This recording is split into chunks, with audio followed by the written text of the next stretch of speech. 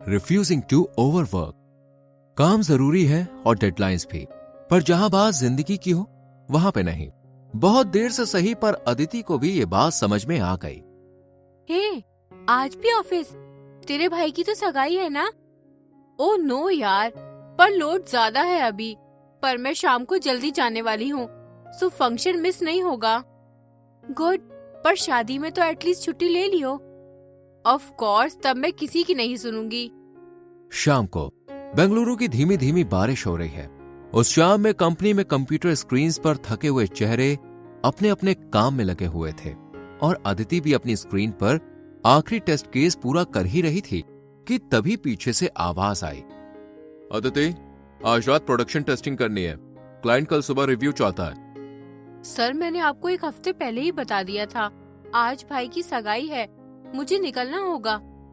इतना सुनते ही हर्ष का चेहरा कस गया, जैसे उसे इस जवाब की उम्मीद नहीं थी। Come on Aditi, family function तो कभी भी आ जाते हैं। प्रोजेक्ट पहले है, यू नो दैट, और तुम हमारी सबसे रिलायबल एम्प्लॉय हो, सो पहले काम और बाद में फंक्शन। हाँ, सॉरी सर, पर मैं पिछले 2 महीने से एक्स्ट्रा आवर्स दे रही हूँ। आज नहीं, मुझे जाना है। Okay fine, go, but consequences समझ लेना। इतना सुन के अदिति का मूड ऑफ हो गया और चेहरा उतर गया, पर अदिति ने फैसला किया कि वो जाएगी और वो निकल गई। अगली सुबह नाश्ते की टेबल पर, फंक्शन तो बहुत अच्छा रहा, वो लोग भी काफी तारीफ कर रहे थे, पर तुझे क्या हुआ है? देख रही हूँ कल फंक्शन में भी चेहरा लटका हुआ था। कुछ नहीं माँ, बस ऐसे ही। कल मैनेजर से थोड़ी बहस हो गई। चलता है, जाने भी दे, अब नाश्ता कर अच्छे से। इतने में उसके फोन पर नोटिफिकेशन आता है। एचआर का मेल? इतनी सुबह? मेल में लिखा था, आपको प्रोजेक्ट की जरूरतों को पूरा ना करने और कंपनी के निर्देशों का पालन ना करने के लिए तत्काल रिलीव किया जाता है। अदिति ने वो मेल बार बार पढ़ा। उसे यकीन ही नहीं हो रहा था कि एक ना के लिए उसके साथ ये किया जाएगा। क्या हुआ, सब ठीक है ना? अदिति ने माँ की तरफ फोन घुमाया। ऐसे कैसे निकाल सकते हैं? तेरी गलती क्या है? ये तो गलत है। अदिति खामोश रही, वो कुछ नहीं बोली, जैसे शब्द थे ही नहीं। आवाज सुनकर पिता कमरे से बाहर आए, उसके कंधे पर हाथ रखा और बोले, अगर अपने लिए स्टैंड लेने की इतनी बड़ी कीमत है तो ये नौकरी करने लायक नहीं थी। डोंट वरी बेटा, हम तुम्हारे साथ हैं। अदिति की आंखें भर आईं। वो पापा से लिपटकर खूब रोई और फिर आंसू पोंछकर अपने कमरे में चली गई। लैपटॉप खोला और एक पोस्ट लिखा, कल रात मैंने कंपनी में ओवरटाइम करने से मना कर दिया और आज मुझे निकाल दिया। अगर अपनी लिमिट तय करना गलत है तो शायद यहाँ गलती मेरी है, वरना सिस्टम ही गलत है। देखते ही देखते उसकी पोस्ट पर हजारों लाइक्स, शेयर और कमेंट्स आए। मेरे साथ भी ऐसा हुआ। Don't lose your hope, stay strong. ये सिस्टम ही गलत है। हमारी फ्रीडम, हमारी लाइफ, हमारा पॉइंट ऑफ व्यू, ये सब तो कुछ मायने ही नहीं रखता। ये कॉर्पोरेट स्लेवरी बंद होनी चाहिए। इट्स इनफ नाउ, हम सब तुम्हारे साथ हैं। आई एम अ लॉयर और ये अनएथिकल टर्मिनेशन है। तुम चाहो तो मैं हेल्प कर सकता हूं। My office address, if you have time please visit. Aditi हैरान थी, क्योंकि वो अकेली नहीं थी। जिन जिनके साथ ऐसा हुआ था, उस जैसे अनगिनत यूजर्स साथ थे जो ये सब बर्दाश्त कर चुके थे। पर अदिति नहीं रुकी। अगले दिन वो लीगल एडवाइजर के पास गई। हे, आई एम राघव, तुम्हारी पोस्ट ने तो कमाल कर दिया। जो यूजर्स इस कॉर्पोरेट स्लेवरी में दबकर खामोश थे, अब वो भी सामने आ रहे हैं। हैट्स ऑफ टू यू, तुम तो सच में बहुत बहादुर हो। नहीं, सिर्फ गलत चीज बर्दाश्त नहीं कर सकती, और मेरा टर्मिनेशन बिल्कुल गलत है। आई नो, और इसलिए मैंने तुम्हें बुलाया। तुम चाहो तो कंपनी पर केस भी कर सकती हो। नहीं, मुझे कोई लीगल एक्शन नहीं लेना। बस मैं चाहती हूँ कि ये कल्चर बदल जाए और एम्प्लॉयज को भी उनकी लाइफ जीने का हक मिले। हम कॉर्पोरेट के गुलाम तो नहीं। ये तो तुमने ऑलरेडी कर दिया है। Now your voice of all the employees who suffered with this slavery. कुछ ही दिनों में अदिति को इंटरव्यूज के लिए फोन आने लगे। एक कंपनी के डायरेक्टर ने तो खुद से वीडियो कॉल किया।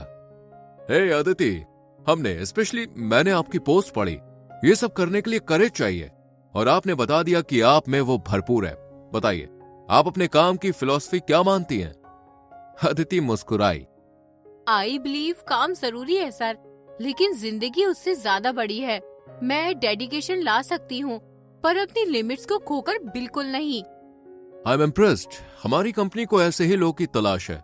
We are offering you a job. तो बताइए कब भेज दें आपका ऑफर लेटर। एंड हाँ, वेलकम टू आवर कंपनी मीसा। Aditi, we are proud if you will be part of us. Aditi की आंखों में चमक लौट आई। उसका चेहरा एक बार फिर से खुशी से खिल उठा। वो मुस्कुराई और थैंक यू के साथ कॉल को एंड किया। दूसरी तरफ पुराने ऑफिस के बोर्ड रूम में इमरजेंसी मीटिंग चल रही थी। Are you out of your mind? उसने मना किया तो तुमने उसे जॉब से निकाल दिया। अब नजर उठा के देखो, हम वायरल हो रहे हैं। Everyone blaming us. I told him sir, termination सही नहीं है। मुझे फर्क नहीं पड़ता कि तुम क्या सोचती हो या क्या सोचते हो। जो नुकसान हो रहा है उसकी भरपाई करो। उसे वापस बुलाओ, और सेम सैलरी पर नहीं, डबल पर। जी सर। हर्ष चेहरा नीचे किए खामोश बैठा था। और तुम मिस्टर हर्ष, क्या मैंने तुम्हें इस कंपनी का ओनर बना दिया है? If you deny then what's the big deal? तुम किसी और एम्प्लॉय को कह देते। Remember one thing, employee machine नहीं है, इंसान है, और उन्हीं से हमारी कंपनी है। तो ये वार्निंग है तुम्हारे लिए। आगे से अगर ऐसा कुछ हुआ तो I will fire you. Sorry sir, नहीं होगा। मोहिनी ने अदिति को फोन किया। हे अदिति, हम अपनी गलती मानते हैं। जो हुआ वो सही नहीं था, पर प्लीज सब भूल जाओ और वापस आ जाओ। सैलरी रेज भी देंगे, सीईओ सर ने खुद कहा है। मैं लौटती, पर अब नहीं, क्योंकि मैंने वहाँ सिर्फ नौकरी नहीं खोई, अपना सम्मान भी खोया है, और आज वो वापस पा लिया है। तो आई एम सॉरी। मोहिनी शांत पड़ गई। एक गुड लक और फोन कट। उसी शाम बालकनी में ठंडी हवा और हल्की हल्की बारिश की बूंदों के बीच। तो कल नई जॉब के लिए तैयार? अदिति ने हल्की सी स्माइल दी। तू अब खुश है ना? हाँ माँ, बहुत दिनों बाद आज फाइनली मैं खुश हूँ। यू नो, दिमाग ऐसा लग रहा है जैसे बहुत बड़ा वजन उतर गया हो। आज मुझे समझ आ गया है कि अपने लिए खड़ा होना कभी गलत नहीं होता। गलत वो है जो हमारी जिंदगी पर कंट्रोल करना चाहते हैं। बिल्कुल सही कहा। इसलिए अपनी लिमिट्स खुद डिसाइड करो और कॉन्फिडेंस कभी लूज मत करो। और अब एक स्माइल भी करो। एक नौकरी गई तो क्या, मैंने आज खुद को पा लिया। अगर कभी कोई आपसे बोले कि आपकी जिंदगी की कीमत एक डेडलाइन है, तो याद रखना, डेडलाइन दोबारा आ सकती है, पर लाइफ नहीं। तो से नो, बिकॉज ये हमारा हक है। उम्मीद है कि वीडियो आपको पसंद आई होगी। लाइक और शेयर करके चैनल को सब्सक्राइब करें और बेल आइकॉन प्रेस करें। मिलेंगे एक और कहानी के साथ।